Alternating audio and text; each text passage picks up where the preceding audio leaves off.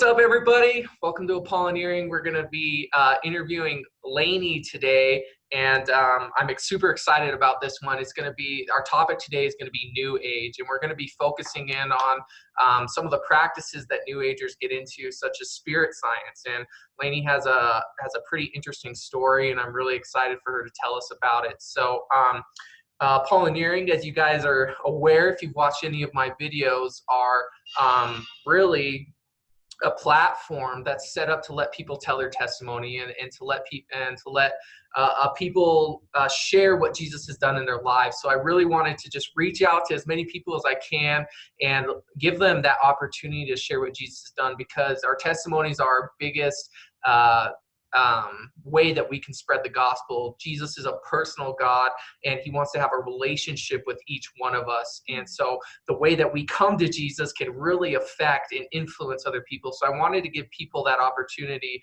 to do that, and that's what this channel is for. So I hope you guys have been enjoying it. And so without further ado, I'm going to introduce our guest, and then we'll get going. So this is Lanie Evans. She's a single mom who currently resides in Southern Texas. She is 27 years old and works as a network marketer advocating for holistic health.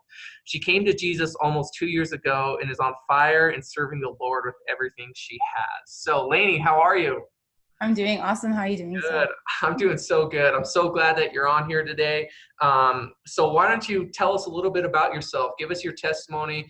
Tell people what Jesus has done for you. Okay, awesome. So I guess the easiest place to start is how I grew up, right? Okay, so really cool. Not really. I was raised Catholic. My dad's family is predominantly Catholic. I'm talking, went and graduated from Notre Dame. So there's a huge Catholic influence in my family. My mother's side is Filipino, and that's has a huge Catholic influence as well. So I was always raised very Catholic. I always was told about Jesus and heard a lot of interesting stories about Jesus, but it felt like it was something I was supposed to believe. It was never anything that I would really say that I bought into. It was just out of, environment, absorbing my environment and what people told me to do. So when I went to high school. When I got to high school, I was super rebellious. I mean, my poor parents, I always feel really bad for them now when I look back, but it's been like 10 years. So we've come a long way. Yeah, I feel the same way. Yeah, but I was really rebellious. I was, oh gosh, such a mess. But also kind of maintained some stability. I had success in school, but I was just, personally a mess, I guess I would say. When I went to college, those habits only, intensified by being alone. I would say I was, sorry, I'm fighting a little cold right now. But I would say that I was very, promiscuous. I would say I was really into drugs, trying any type of drug. If you had a drug, I'd probably be down to try it, and I felt absolutely no conviction about anything in my life. But I also had a lot of anxiety and depression. I'm sure now, what that can be. Yeah. But I did suffer from that a lot, even in high school and college. I was put on a bunch of different medications. And I honestly always just felt worse or felt more out of control. So I kind of started looking to different methods to try to, heal myself, holistically, because that is a passion of mine. I realize what prescription medicine can do to people, just our chemical makeup in general. So, and just being newer to the network marketing industry as well, it's a lot about personal growth, which I definitely advocate, obviously, but, very prevalent. And I know you're not super familiar with network marketing, but what's very prevalent is the law of attraction, like The Secret, all kinds of stuff like that, being your own God, creating your own future, creating your own destiny, all that stuff. And I fell, I don't like to call myself a victim, but I did fall victim to all those beliefs. And to be honest, I did feel like a lot of my anxiety and depression at the time had subsided, but not necessarily from doing anything good, if that makes sense. Yeah. So that's kind of when, I told you before, I started practicing law of attraction, The Secret. Yeah. Network marketers always recommend The Secret. What is The Secret? Can you give us some details on that? So The Secret is a book slash, I guess, DVD now too, right? Because I've seen that, like the movie too. Yeah. But it basically teaches you law of attraction.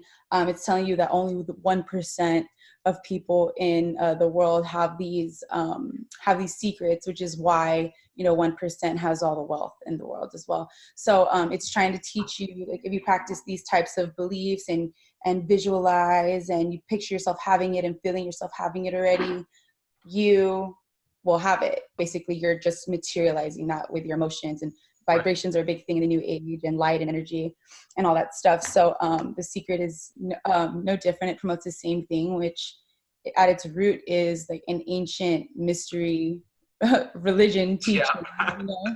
So yeah. Yeah. So that's The Secret. Okay.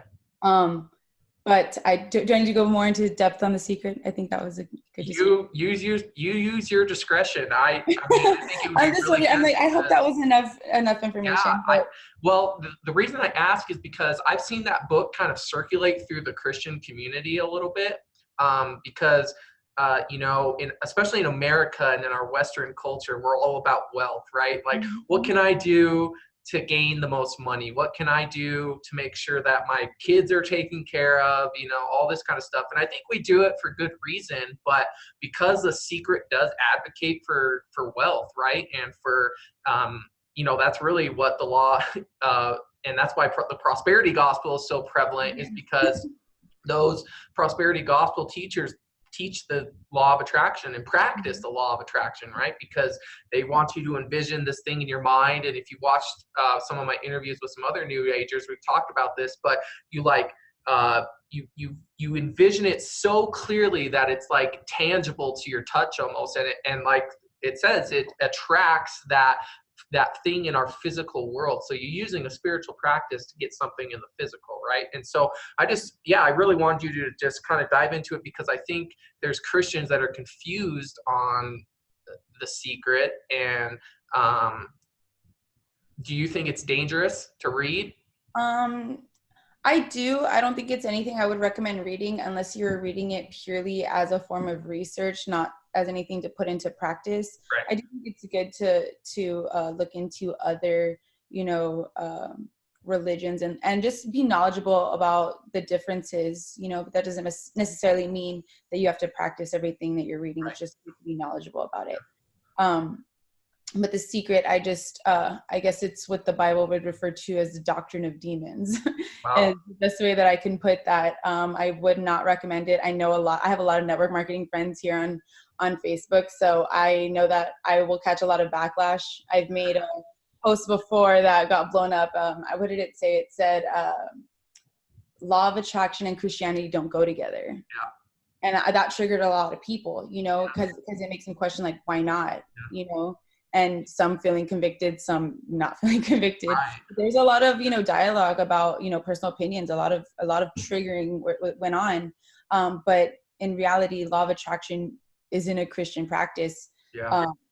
With law of attraction, we end up putting, we become idolaters. We're idolizing something. We're chasing a materialistic vision that we're visualizing, and our goal is to get there, but we're not really praying to God. We're not praying and asking for his will, to give you the wisdom, to give you the strength. If it's his will, let it be, instead we think we're taking it into our own consideration, because that's what I started believing too. It's that I was my own God, and the universe was source, and I was part of this source energy, and I could create the same way the universe created.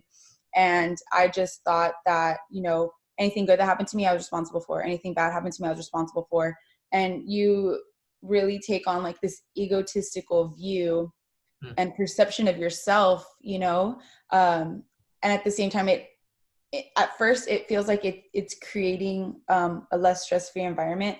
But when the bad stuff starts hitting, you can't help but be like, what did I do to attract this into my life? And every single thing you're blaming yourself for. So at the same time, it can like make you more like prideful and like proud, because maybe you're attracting certain things into your life. Yeah. It also, can break you down just as much, because you don't know what you're doing wrong. Right. Because that's not what it is. Yeah. That's what it is. God didn't create, for you to feel negative, so negative things are going to happen to you, and you feel positive, so positive things are going to happen to you. That's not how it works. So. Right. Yeah, and so kind of going back to your testimony, when we were talking off this recording, you kind of mentioned that some things began to materialize in your world, and it kind of proved that law of attraction was real for you, right? It definitely did. Definitely did. You know, it was kind of weird. I mean, I'm not someone who like goes looking for relationships or anything, but you know, I kind of had put down a list of things I wanted in a person, you know, and things that I wanted business wise. And those things really did start materializing. And I started, you know, seeing success, nothing crazy, but I was actually, you know, starting to be successful, a lot more confident in what I was doing. I found a relationship with somebody that at the time I was like absolutely crazy about. And I was just like, wow, I'm attracting all these awesome things into my life. This stuff works, you know, I should have done this a long time ago. But what's crazy is that stuff started really changing really fast. You know, I mean, I wasn't talking to God. I was listening to Esther Hicks every single day. Okay. Abraham Hicks. Are you familiar with Abraham Hicks? I don't. Can you tell us a little bit about him? Okay. Guy? Awesome. Okay. So this is what's crazy. Okay. So Esther Hicks, she's actually one of the people that is in the movie The Secret. She's like very well known, but she goes by, it's her husband, it's Esther and Bill or Bob Hicks. I forgot, but it's them two, but she is basically a channeler for a group of spirits that go by the name Abraham. So she's over here. You know what? I have heard of her. Tony Robbins seminar in the name of a group of spirits, basically. Yeah. I was obsessed with her. I wanted to buy tickets to her seminars, and so glad I didn't at this point. Yeah. But that was something I was really really into. So that was like my, you know, like how we read the Bible daily now, you know, but at the time that was my spiritual fill, was hearing her speak. And I always thought she was very, I mean, with super millennial term, but savage in the way she spoke to people. Yeah. But it kind of makes sense now, you know. Yeah. I don't know if you know of Legion in the Bible. Yeah. Oh yeah. The group of spirits that goes by one name. Yep. It's like, you know, a group of spirits that goes by the name Abraham. They call themselves Abraham. So kind of like, hey, you know, probably shouldn't be messing with that. Right. So, yeah. Yeah, that was the Esther Hicks time of my life. Okay. But everything, you know, like after that slowly started breaking down, like the relationship that I thought was, you know, amazing, slowly started, you know, changing who I was. You know, I started becoming like a more, you know, insecure, you know, he was mentally abusive, you know, physically abusive, which is something that I didn't really like go through ever before. And, you know, at the same time that you're going through all this stuff, you're like, man, like, what am I doing to attract this? It's me. I need to change. So I kept myself locked in a cycle of abuse because I was blaming myself for a lot of things, which is crazy because like I would never have been somebody to put up with that stuff, you know. But I guess in my change in beliefs, it also changed the way I handled conflict or issues, because it was kind of more like, oh, love, like peace, like I don't want problems, you know. And even though that seems like a really nice way to be, you know, your discernment is very low when you're acting like that too. So in a way, I thought it was me containing my crazy, because I'm not gonna lie, I can be a little crazy. I know people can be, you know, I know I'm not the only one, you guys. Okay? So it's, for me, it was like a way to tame the tiger in me, you know? And but I just needed Jesus, amen. But at the time, you know, I thought that was what was working, you know. I smoked a lot of like weed. I smoked so much weed all the time to keep me like chill. I talk super fast. I'm super loud. I love people. So sometimes I just like want to pull back. And, you know, I would just, you know, self-medicate any way that I could, you know, whether it be with, you know, this artificial counterfeit spirituality, or, you know, any drug I can find, like shrooms, mushrooms, like stuff like that. Like I'm not, you know, I wasn't like on heroin or anything, but, you know, I did, you know, like to do all kinds of, you know, not so good stuff at the time. But my world started slowly like just breaking down. At the time I had created a pretty good brand for myself online, like with Facebook and Instagram and stuff like that. And what's crazy is I talked to, you know, Bree, you just did an interview with her. I talked to Bree about how, you know, I believe that our brands were so built off of new age that part of me is like, man, like I'm a conspiracy person over here. So I'm like, is this part of the algorithm? Like, is this whole new age agenda part of the new world order? Like, is that why my engagement was so high when I would post, you know, like that? Yeah. Long story short, my Facebook got deleted by, you know, that boyfriend I was with. So like everything, like I said, it was like a really short amount of time, just Wow. breakdown. All my, I still had to rebuild like a completely new brand, which at the time like broke my heart because, you know, I felt like I had a really nice, you know, base for an online presence. And I really feel like it was a blessing in disguise because of the fact that, you know, I built that off of something that wasn't God-centered. Yeah. And it was like, this is a chance for me to start a newer brand, like where I actually have a following of people who value what I have to say. But when it comes to God, you know, I'm not trying to, you know, talk about spirit science anymore. I'm not trying to talk about all this new age universe. I said the universe like in I don't know how many posts. And you know, we're at that time I was worshiping the creation, not the creator. Right. But I didn't know that. Yeah. So what's really crazy is so I'm kind of like going through this on a timeline. But so after, you know, I lost that too, I kind of just started like questioning, like, man, like, who am I, you know, questioning my identity. And, you know, Satan makes you question your identity, right? Takes your identity. Even now, like I even question, I'm like, no, like I am a child of God, you know, and I'm feeling, you know, Do you know Kristen which one? Martinez?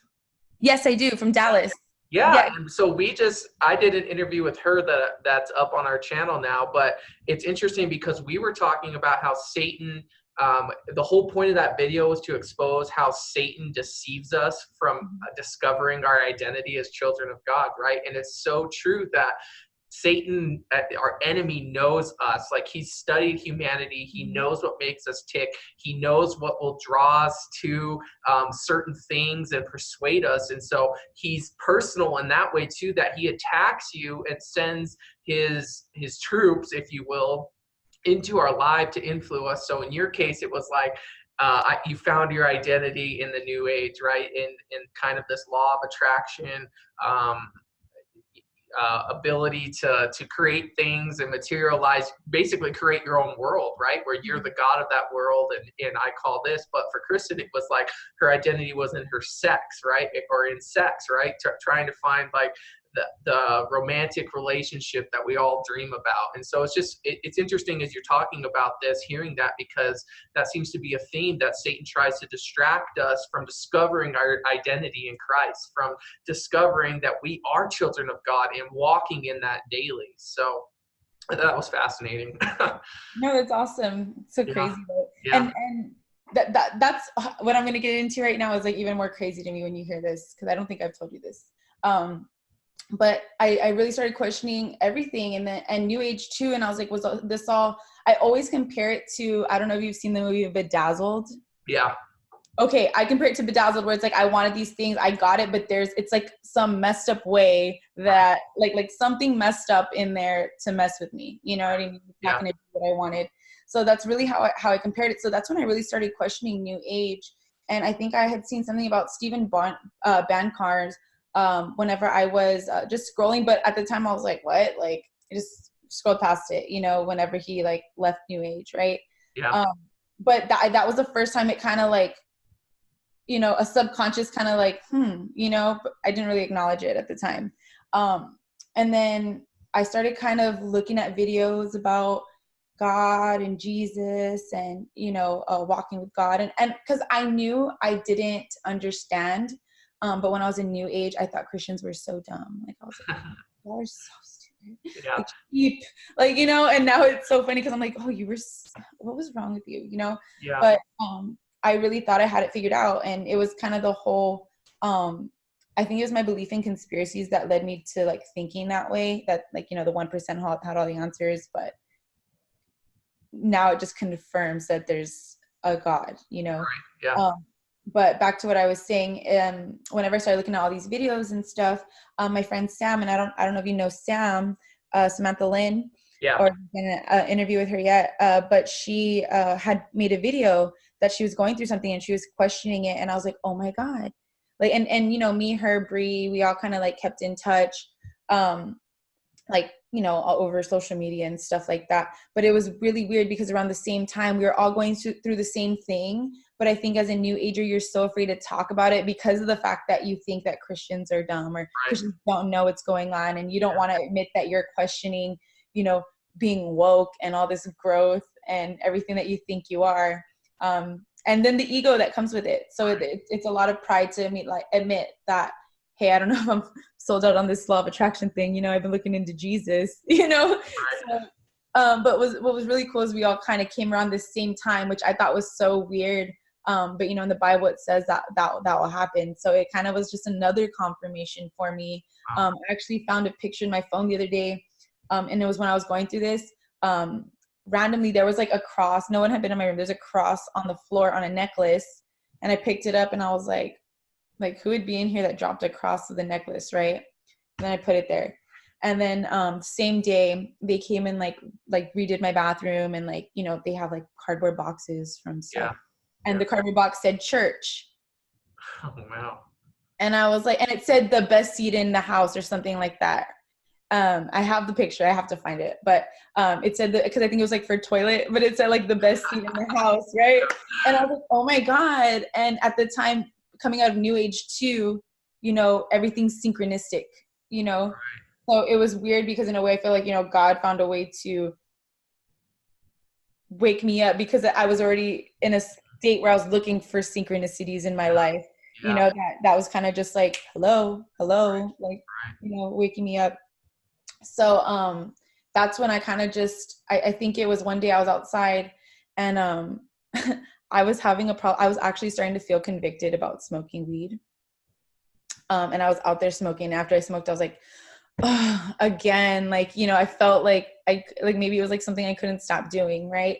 Yeah. And I remember getting on my knees and like crying and being like, I don't know, like I felt so desperate. I didn't know who I was anymore.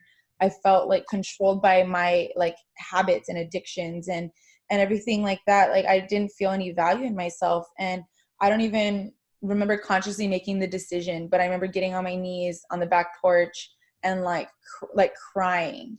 And I felt like, you know, there's a lot of wind. And at the time it just got really still. And I just felt very, you know, like a sense that it was going to be okay. You know, I can't say like, you know, I didn't hear like a big loud voice talking to me. I didn't hear anything like that. I just felt reassured, you know, and comforted. And that's the best way I could explain it. And I was like, okay, like it was just like in a way, a confirmation, like this is real, you know? Yeah. So I kind of just stayed on that path. And I remember praying to him one day, one in my car. And I said, Father God, you know, I ask that you take away anything in my life that doesn't serve me in Jesus' name. Wow. You know? And what's crazy is I started kind of like tapering off, but I still kind of rebelled and did what I want. And what's crazy is, I was just having this conversation with Bree too.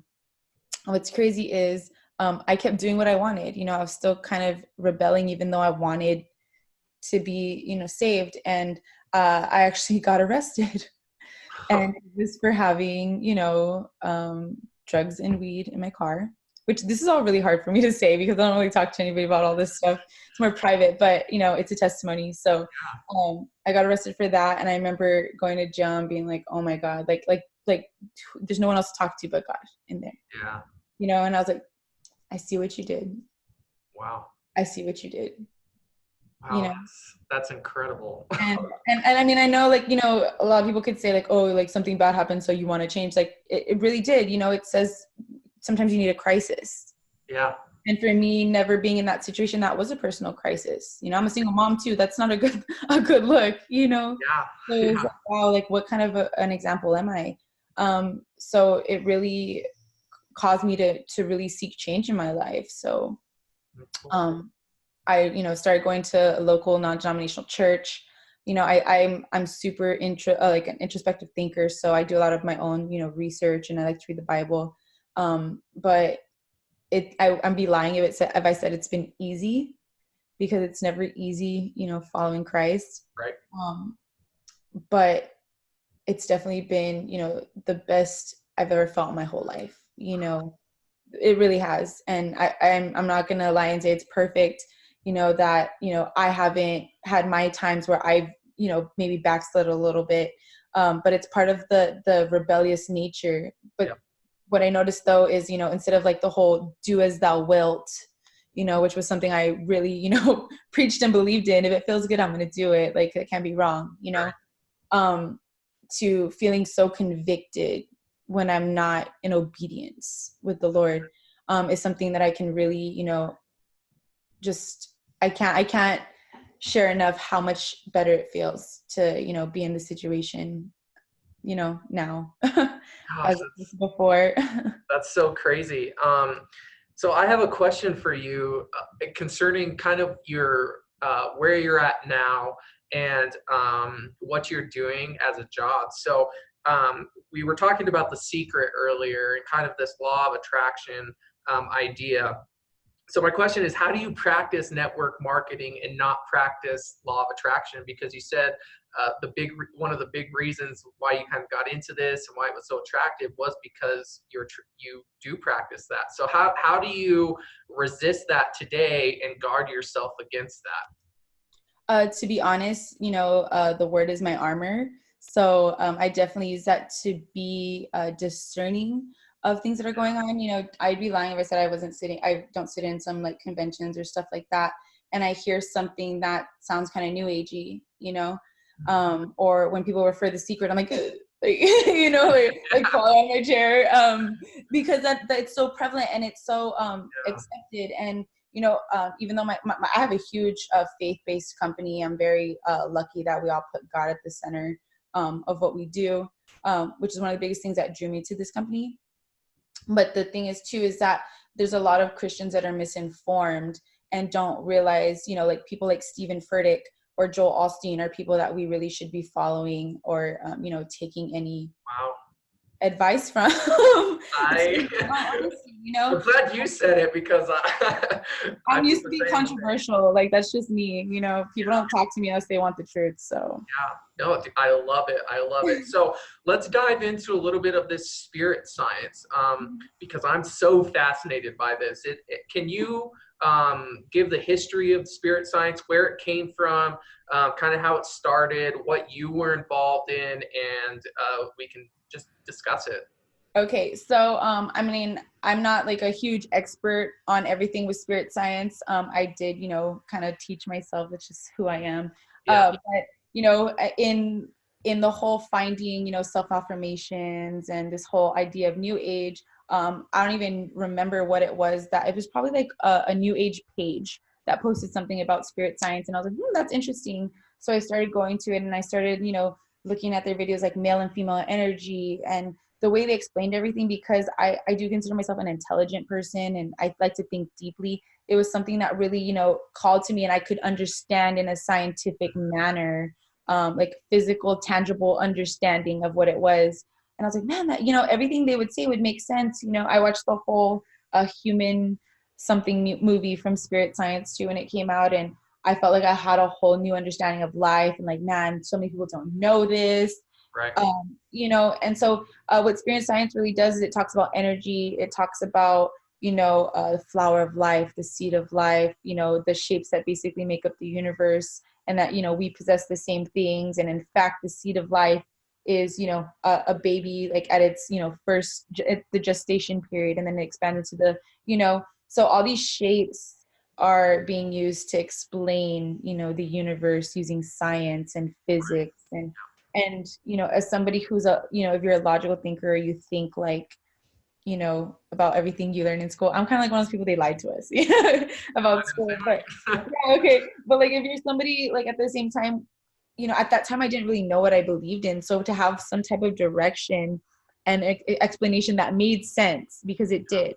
Yeah. It was really, something refreshing for me to kind of, in a way, that was my church, Esther Hicks and spirit science, boom, I'm good. You know what I mean? Yeah.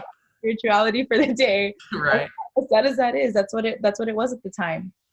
So, but they'll even go back to explain, Thoth and Egyptian mysticism. They will actually explain the Egyptian mysticism and call that, spirit science, and that's how the universe works. And basically you're just using the laws, the shapes, the vibrations, the energy, all of that of the universe, which you are also part of, Right. to attract what you already are part of. Yeah. Basically is the whole ideology of that. Right. So Spirit Science is just a series of videos that explains that and has, different topics. I don't recommend going and checking it out. I You did. know, but no, I mean, just to know, but I mean, I'm saying if people are like, oh, that sounds interesting, let me go fill myself with knowledge. Don't So look you're giving a disclaimer that it's Yeah. that's something that we've kind of discussed, is that the new age is super attractive in itself, right? Like the teachings that and really this is kind of every religion. I mean, you look at Mormonism, you look at Jehovah's Witness, you look at, it's basically you becoming your own God, right? Like that's the whole point of Mormonism, for example, is attaining godhood, that you can go to your celestial planet and rule it forever and ever as your own God, right? So and I guess do you know, so when I was doing some research on spirit science, I came across this website, and this seemed to be like the founding website. Was it kind of organized by some person? Are you aware of that? Or Yes. Are you familiar with Stephen Bancarn's? Oh, yeah. I always make sure I say his name right, because sometimes I'll say Barcans. I don't. Yeah, Bancars. Bancars. I'm making sure. Okay. So, I think he did a lot of editing or not editing, like writing like content for spirit science. Wow. So, did you know that? I did not know that. That's that's actually what he left. Yeah. To pursue God, kind of like that's when he made his. I believe. I mean, Stephen, correct me if I'm wrong, but I believe that's where like his income was coming from. That's fascinating, because as I started this endeavor, I've been trying to get a hold of Stephen so I can get him on, but he was really the guy that kind of motivated me to do this, because I saw how powerfully impactful his testimony was, and it kind of gave me this idea to like, wow, man, there's a lot of people coming out of this new age, and not just new age, but even like Wicca. There's been a lot of people coming out of Satanism and Lucifer, even Freemasonry. I've seen a lot of people turn away, but I just wanted to give people a platform to share their testimony for that, because I saw how powerfully Stephen's testimony worked. And have you read his new book yet? With Josh Peck, right? Yeah. Am I correct? Or Yep. Coming of the Age? There we go. Yeah. No, I haven't. I need to read it, because I love listening to Josh Peck's channel too. He has like multiple videos a day, so I'm always supplied with all that stuff. So, by the way, side note, if I don't know how you feel about like the Nephilim. I know that's a whole different topic than we're talking about right now. But man, you're like you're the perfect person for me to be interviewing, because this is exactly the content that I want to get out to people, because Satan does a good job of deceiving people. And going back to the spirit science, and it's interesting that you brought up the Egyptian esotericism that they promote, because this teaching is nothing new. Like, and that's the vibe that I got from visiting and doing some research into spirit science, is that it's this new thing that I found out, and there's all these different shapes, and they try to pass it off as being the new thing, because in the society that we live in, it's all about the here and now. It's about excitement. It's about what's new. How can I be different? But in reality, Satan, right? And Solomon talks about this in Proverbs, that there's nothing new, or in Ecclesiastes, that there's nothing new under the sun. And so Satan has done a good job of just rebranding everything as time goes on. So spirit science is nothing more than what was taught in ancient Babel, what was taught before the flood by the Watchers and the Nephilim and these angels that rebelled against God. I mean, you look at the Kabbalah and just the tree of life that it promotes. What's at the top, man? It's the snake and the serpent figure, seraph or cherub or whatever you want to call who the entity that deceived Eve. But they're worshiping this, trying to gain this secret knowledge through these occult practices, including astral projection, including divine geometry, including all this type of stuff that is basically just occult.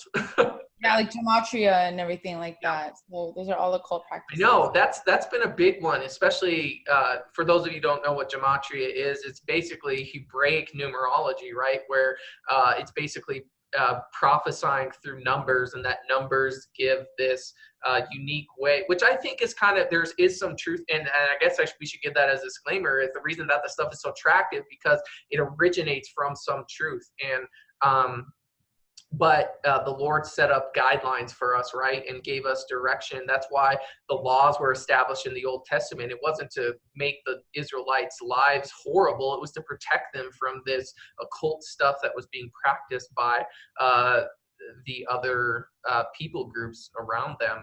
And we need to take the same precaution, I think. What do you think? I agree with that 100%. 100%. Yeah. Yeah. 100%. We should definitely, stay within our lines. There were certain things that we weren't supposed to really venture out. I'm not saying, live under a rock, but, it's okay to know about New Age. It's okay to know about, what people are practicing as for personal knowledge, and like I said, to provide you discernment. But that doesn't necessarily mean that we should venture out and start practicing all these different, religious acts like yoga. Don't get me started with the whole yoga, the sun worship. I don't know how you feel about that, but just because I can't get controversial enough, like apparently, but I always hear like a lot of Christians like, oh, like, hot yoga was amazing this morning, or, yoga this, yoga that, like, hey girl, you should do some yoga. And for me, I'm like, okay, like, do you understand what you're doing yoga wise? That is basically, sun worship. You're doing sun, worship signs. Even if you're doing it without the intent, the fact is that you're still practicing it, and you're probably taking instruction from somebody who is more in a spiritual route, and they probably have some demons on them that might get rubbed off on you. Right. As silly as that sounds, for some people who aren't used to that, It's interesting that you bring up yoga, because Bree and I had a conversation about this in our interview on the origin of yoga, right? So where does yoga come from? I mean, you got all these Christians, and this kind of leads into my next question, which I'll get to in a second, but we have all these Christians that are practicing these occult things, and they don't understand the spiritual ramifications of doing these things. And so my question to you is, how have we as believers in Jesus let corrupt occult teachings into the church? I mean, I feel like a lot of them are under the guise of health, or being, being athletic, or, preventing pain and stuff like that. A lot of these, things that they say, even acupuncture in some kind of way, I feel like isn't too good for you. But it originates, I believe it's a Hindu practice. Am I wrong? Okay. I was making sure, because sometimes I get it mixed up, but I believe it's a Hindu practice. And you're basically just, worshiping their gods, which, again, just background, because we were talking about the Nephilim and stuff, an interesting connection I made when I did it, made everything make a lot more sense, is that, all these religions that we, I believe, Ravi Zacharias, he says that they are, what's it called? Superficially, what was it? I'm trying to make sure I say it right. They're fundamentally different, but superficially the same, right? But a lot of people try to say that it's the opposite. Okay. So when I was really reading all this stuff about the Nephilim, it was talking about how, they be like, the daughters of men, basically had sex with the sons of God, which were the fallen angels, or angels that materialized, right? And the Nephilim were born, they weren't like pure human spirits. So but they were big. Remember, like they were like men of renown, right? So like that's where we get like the Hercules, the gods, all this. That's exactly what Hercules is. exactly. Hercules, and that's why we say the gods, because they, in some way, they did have a different type. They weren't purely human. Right. So maybe they were stronger. Maybe they did have different types of abilities that maybe the average human didn't have. So that penetrates into other religions, like, and we hear the gods, we hear this, like, and that's why, when you have multiple religions, I can't even think of the word right now, but the Vikings were. Oh, the Norse? No. I'm trying to think, when you believe in multiple gods, I know what the word, pagans. Okay. No, polytheistic. Polytheistic. Okay, but the pagans believed in multiple gods too, right? Am I totally Yeah. mistaken? Sorry, I'm living off of like 2 hours of sleep the last like 48 hours. So forgive me. Too much traveling. Yeah, so like we see that huge contrast, but all these, idea of the gods came from the men of old, the men of renown, the children, Yeah, so well, and this is fascinating. So I don't know if I told you this, but I'm a youth pastor, and I'm actually going through a series right now with my youth group I titled it World Religions, Cults, and the Occult. And so we're going through each religion, and I spend about 3 weeks on each religion. The first week I do the history of the religion, where it came from. The second week I go into details about what they practice, what they believe. And then the third week, which is the most important week, I tell them is how do we witness to people who believe in something different, because the purpose behind doing this study was I want these kids to understand that there are other beliefs out there, but at the same time, we need to share the love of Jesus with them. And one of the best ways to do that is to understand where they're coming from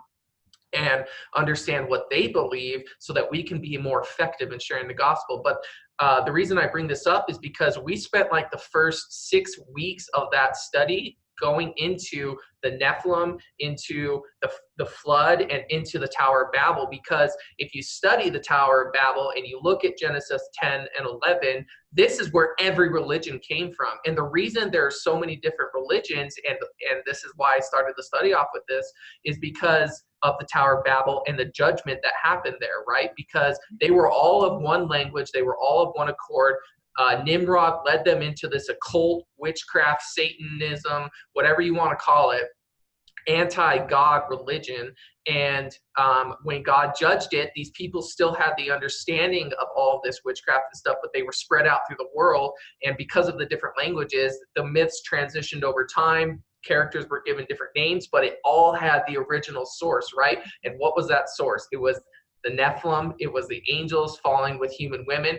And a really good book, if you haven't read it, is called Judgment of the Nephilim by Ryan Peterson. And in that, he talks about what the angels demanded in exchange for their knowledge on metallurgy, on cosmology, on astrology, on everything. So basically, the humans gave their daughters and their women up in exchange for knowledge into the esoteric and into the realm that God didn't really want them delving into, and into practices that God tried to prevent them from doing, which is why he sent the flood in the first place. So all that to say is this new age belief is nothing new, right? It's just coming. It's just a repackage. It's like, hey, we need something to appeal to millennials now, Yep.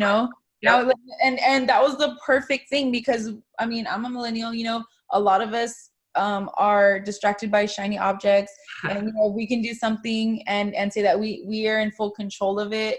Like, I think we're all control freaks now, but if we have some sense of control over it, that makes it even more appealing. And to think that you can get what you want fast, because we want satisfaction fast. Yep. We want to buy things fast, like everything now, it's just you want immediate satisfaction. So That's right. It's very appealing to people my age and younger than me.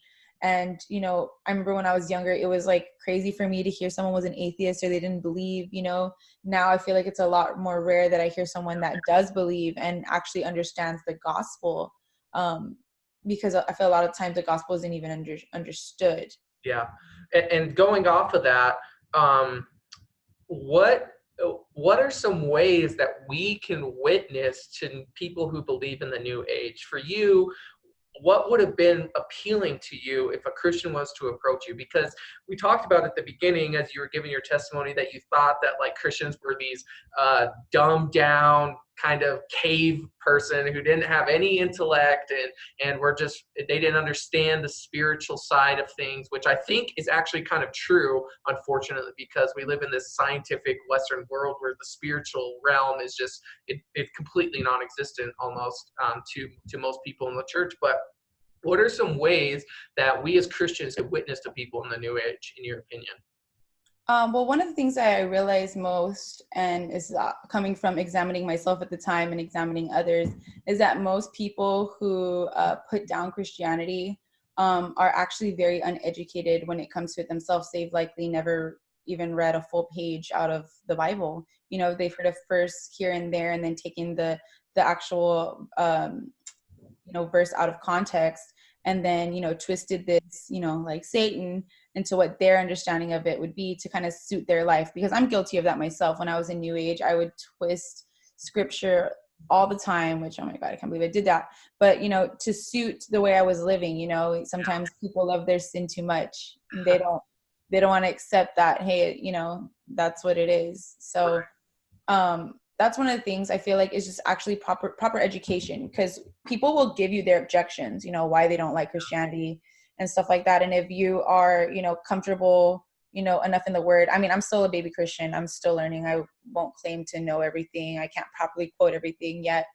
But, if you can witness to them and answer their questions that they have, I feel like that's and do it out of love. Don't do it out of judgment, that you're judging somebody for, being a Mormon or a Muslim or any type of different belief. Is to truly love them and give them the answers they're seeking, and let God and Holy Spirit do the work.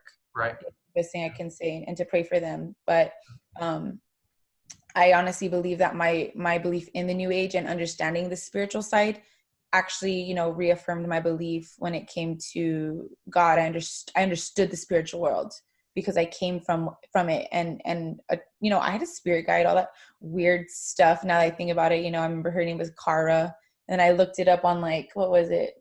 I forgot what it is, but when they give you like a description of these words. Oh yeah. I should know the names of this, but like I said, I'm out of it. And it literally, the description was like me, and it was so weird that was like the name I heard that my spirit guide was. People that are unfamiliar with this probably think I'm crazy hearing all this, but I remember reading that and being like, oh, that's so weird. Again, synchronicities. So just really being able to share the spiritual world from a Christian view, because they're not that they're not that different. Like, the beliefs are different, but understanding the two worlds, you're just talking to one world more than his world, but once you understand you're just on the wrong side, it's a lot easier to understand. And like I said, being someone who looks into a lot of agendas, I mean, I don't know your opinion on a lot of the way the world works and stuff. But again, I followed the New Age path because I thought that was, the truth. But now everything is, and there's a lot of questions I hadn't answered though when I was believing that. Yeah. Now I feel like I completely understand why the world is the way it is, like why things are progressing the way they are, why the agenda the way it is, like trans humanism, transsexuality is another one, all this stuff going on. I mean, I love transgender people. I love homosexual people. I love them. I want the best for their souls. But do I believe that, those are sins? Of course I do. But that's something that there was this book talking about, I think it was from the 1986. Maybe the book is called 1986. I could be wrong. 1984. Fabulous. See, okay. I didn't read the whole book. I just saw like a little pull out of that. So that's why I couldn't really remember. That's all right. But it talked about, how, gay marriage would be legalized, all this stuff. And it's basically a war on Christians, and, nowadays they want us to, higher our tolerance as Christians for certain things. And we have to be careful not to offend anybody with our beliefs, but there's no second thought about people offending us with their practices. So it's a really, double standard there. So. Yeah. So do you know who Mike Heiser is? Dr. Heiser?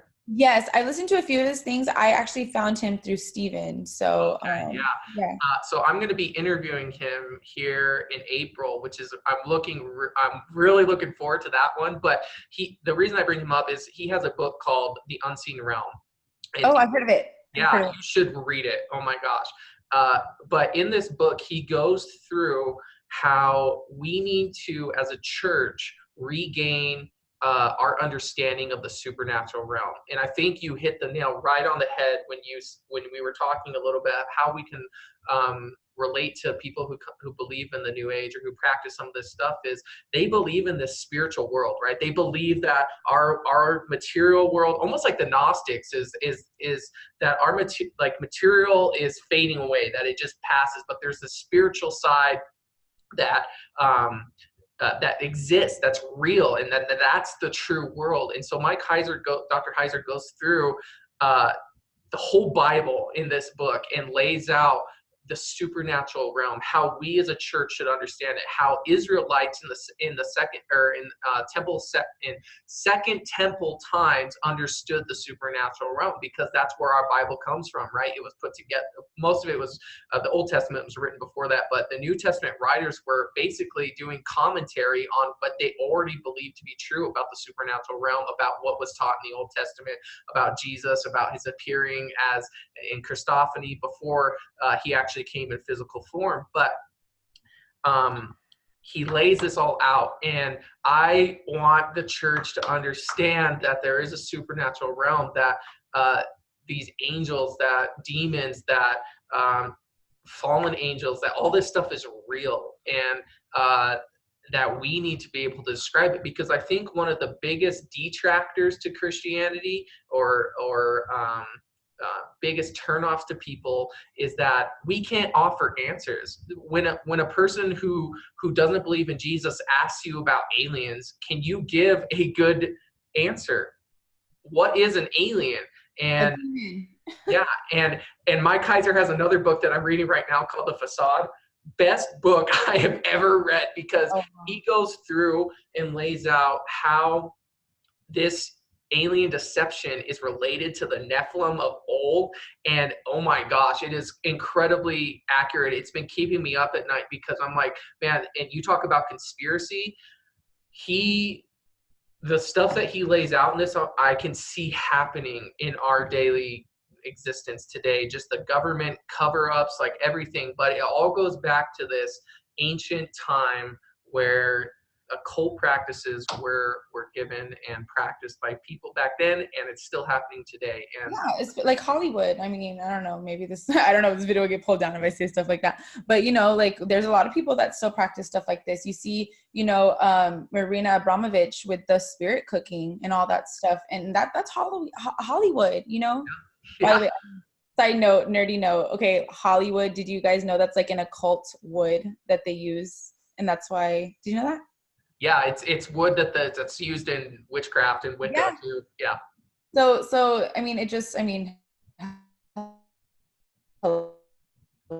like that's a huge, like, doing it. But I mean, I don't know other people's personal opinions on that, but that's actually practiced a lot in Hollywood. Is this whole like spirituality thing? Really good. So well, and that's Bohemian Grove, perfect example. Ball sacrifice. Yeah. Oh yeah, I know. We're tracking here on the same page, and I feel like this information is so important to people that people just pass it off as conspiracy without really thinking about what's really going on, that this stuff is practiced, that thank God Jesus is saving people out of this stuff, but it takes a little bit of work on our part, and we have to be loving, we have to be praying, we have to be showing compassion for these people who are deceived by the enemy. I mean, because that's really what it comes down to is, they have a flesh that desires these types of things, but they're also being deceived. And so we need to share the truth and love. And so as we wrap up here, I don't want to take too much more of your time, but is there anything else? That was so fast. I know, it goes by really fast, and time flies when you're having fun, right? Is there anything you'd like to say to the people that are watching this video, the people who are in New Age, people who are coming out of New Age, or who are practicing these things? What would you tell them? I would tell you, if you are in New Age and questioning it, I continue to keep questioning it, and ask that answers be revealed to you, no matter your belief right now. If anybody has any questions on my experience or want to reach out, feel free, Yeah. to add me on Facebook or Instagram, anything like that. I'd love to talk to you about my testimony and help you with any questions you have. Yeah. Also, I think a lot of people can think Christianity is boring. How we said the whole appeal is like this whole, supernatural, spiritual experience that we're looking for. I think a lot of people are looking for something bigger than themselves, to be attracted to. And the thing that's bigger than yourself is Jesus and God and, the Holy Trinity, that's really what is bigger than ourselves. And I'm so glad that, I was pulled out of what I was in before. But I just really encourage everyone to keep seeking the kingdom, and, to really look into, if you're someone who's very skeptical and you're not ready to believe in God, or you're not looking for God, or you're just curious about what we're talking about, I really encourage you, to look into the spirituality, what you subscribe to, and look into like where that came from, and where that, and why that belief, basically came about, and who practiced it and why. And you'll start answering your own questions, and, God will do his thing. He will lead you, to the right way. You just have to be open to it. So that's all I have to say. Wow, that was so good. And I'll put, for those of you listening, I'm going to put Lanie's Facebook and Instagram pages in the description of the video so that you guys have a link to that. But I want to end our time today. Thank you so much, Lanie, for being here. This has been like a great conversation. We discussed so much, and it was really a joy having you on. Thank you so much for coming on. Yeah, we're going to definitely have to do this again, because I was just, there's so many topics I want to get into, and I'm like, no, I have an hour. Hey, well, write out some and let's do it. But for those of you tuning in, thank you for listening. Thank you for tuning in. Keep subscribe to the page. Make sure that you're sharing with your friends, and for more great conversations like this that we'll be having. All right, thanks. Bye. Thanks, everybody. Bye.